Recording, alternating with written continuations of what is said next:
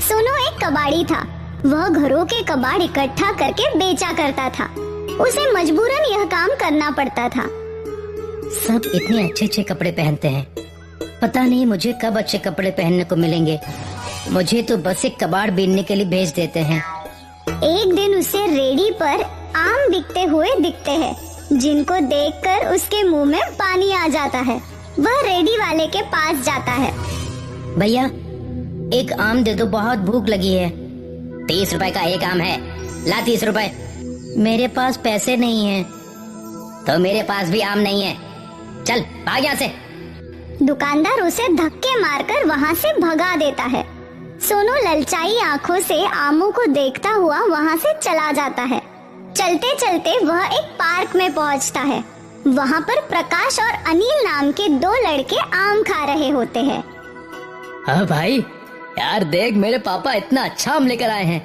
अरे वाह, आम तो देखने में बहुत ही अच्छा लग रहा है। चल जल्दी से निकाल और खाते हैं। ये कोई आम नहीं है, बहुत खास आम है। महंगा भी बहुत होगा। बहुत महंगा है, मेरे पापा ने बाहर से मंगाया है। मुझे आमों का बहुत शौक है ना, इसलिए। आम खाना तो मुझे भी बहुत अच्छा लगता है।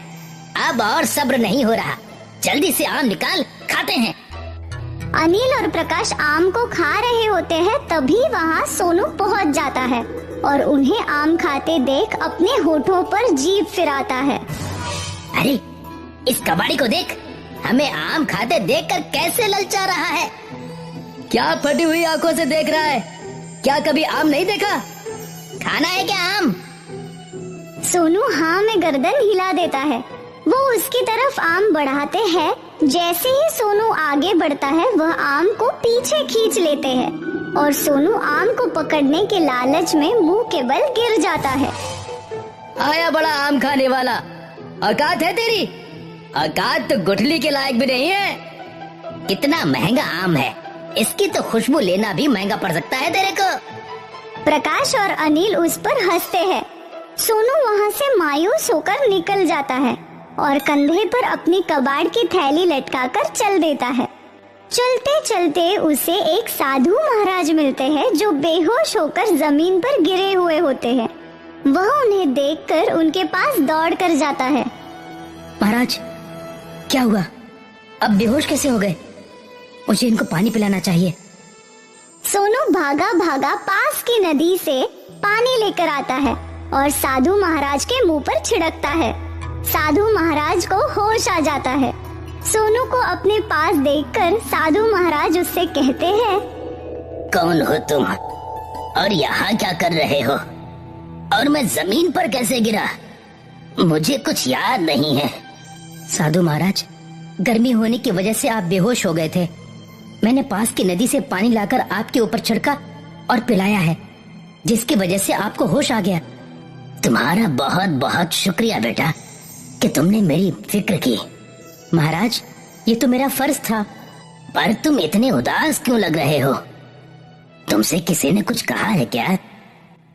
सोनू साधु को सारी बात बता देता है और अपने आम खाने की इच्छा को व्यक्त करता है। साधु सोनू की बात सुनकर उसको दिलासा देते हैं और कहते हैं, सोनू, तुमने मेरी मदद की है। मैं तुम्हें ये कमंडल देता हूँ, इसमें आम रस निकलेगा। उसको जितनी बार तुम उल्टोगे उतनी बार आम रस निकलेगा। अब तुम जितनी बार चाहो और जितना चाहो आम रस पी सकते हो। साधु सोनू को कमंडल देता है। कमंडल पाकर सोनू बहुत खुश होता है और जी भर के आमरस पीता है। अपने साथ साथ वह और गरीब लड़कों को भी आमरस पिलाता है, जो आमरस पीने में असमर्थ थे। एक बार जब सोनू कमंडल में से आमरस निकालकर पी रहा था और अपने दोस्तों को पिला रहा था, तब अनिल और प्रकाश उसे देखते हैं। प्रकाश, ये तो वही लड़का है ना जिसको हमने आम खाने नहीं दिया था और उसको धक्के देकर भगा दिया था? ये तो वही कबाड़ी है ना? हाँ है तो वही, पर वो तो कबाड़ी था।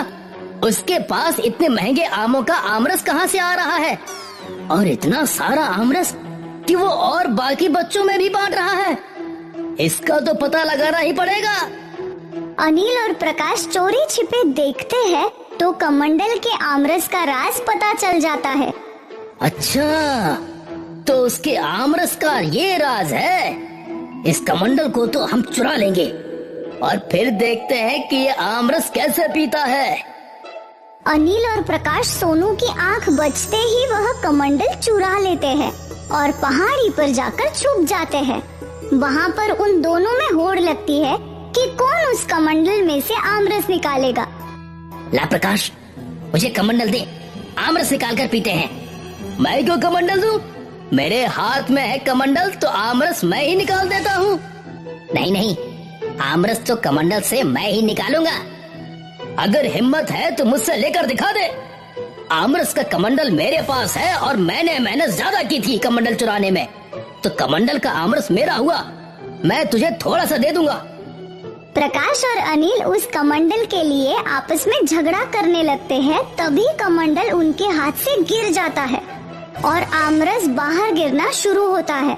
जितनी बार वह पहाड़ी से टकराता है उतनी बार आमरस कमंडल से निकलता है, जिसकी वजह से वहाँ बाढ़ आ जाती है। मैंने कहा था ना, कमंडल मुझे दे दे, मैं इसमें से अच्छी तरह से आमरस निकाल लूंगा। पर तू तो है कि मेरी सुनता ही नहीं। अब जितनी बार भी ये पहाड़ी से टकराता है उतनी बार इससे आमरस इतना ज्यादा से ज्यादा निकल रहा है। इसी तरह से ये निकलता रहा तो बाढ़ आ जाएगी आमरस की। मुझे क्या पता था इसका जादू इतना ज्यादा चलेगा कि बाढ़ आने की नौबत आ जाएगी। देखते ही देखते पूरी कॉलोनी आमरस के सैलाब में डूब जाती है। सभी लोग उस आमरस में तैरते हुए नजर आते हैं।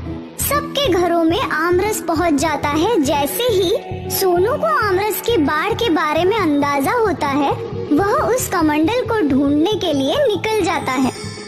वह बाढ़ में बहता हुआ कमंडल के पास पहुंच जाता है। इस कमंडल के आमरस से तो बाढ़ ही आ गई है। इस बाढ़ को कैसे न कैसे करके मुझे ठीक करना होगा, नहीं तो सब कुछ तबाह हो जाएगा। सोनू उस कमंडल को अपने हाथ में लेता है और कमंडल से कहता है, कमंडल कमंडल, इस आमरस को अपने अंदर फिर से समेट लो। अगर तुम इसी तरह आमरस को बाहर करते रहोगे तो पूरी दुनिया ही इस आमरस में समा जाएगी। तुमसे अनुरोध है कि इस आमरस को अपने अंदर समेट लो। कमंडल अपने अंदर सारा आमरस ले लेता है और सब कुछ फिर से पहले जैसा हो जाता है। अब सोनू उस कमंडल को लेकर उस साधु महाराज के पास जाता है। साधु महाराज, इस कमंडल की अब कोई जरूरत नहीं है। इस कमंडल की वजह से तो पूरे आमरस की बाढ़ भी आ गई थी। मुझे तो बस थोड़ा सा आमरस चाहिए। मैं नहीं चाहता कि इस कमंडल के आमरस से फिर से कोई परेशानी हो। तो तुम क्या चाहते हो ये बताओ। साधु महाराज, मैं आपको ये कमंडल वापस करना चाहता हूँ। आप इस आमरस के कमंडल को वापस ले लो, जिससे आगे कोई परेशानी ना हो। ठीक है, ये कमंडल तो मैं वापस ले लेता हूँ, पर हाँ, जब भी तुम्हें आमरस पीने का मन हो तो तुम मेरे पास आ जाना। मैं इस कमंडल से तुम्हें भरपूर मात्रा में आमरस पिला दूंगा। जी महाराज, जब मेरा आमरस पीने का मन होगा तब मैं आपके पास ही आ जाऊंगा। परंतु इस कमंडल से आमरस नहीं लूंगा, क्योंकि अति हर चीज की बुरी होती है। एक ना एक दिन अधिकतर चीज होने की वजह से हम मुसीबत में पड़ जाते हैं। जितना है उतने में ही संतुष्ट रहना चाहिए। तुमने बिल्कुल सही कहा। लालच बहुत बुरी चीज होती है। लालच में आकर ही अनिल और प्रकाश ने ये कमंडल चुराया, जिससे मुसीबत खड़ी हो गई। साधु को प्रणाम करके सोनू वहाँ से चला जाता है और फिर अपने कबाड़ बेचने का काम शुरू कर देता है। अब उसको किसी भी चीज को खाने का मन होता है तो वह साधु महाराज के पास चला जाता था।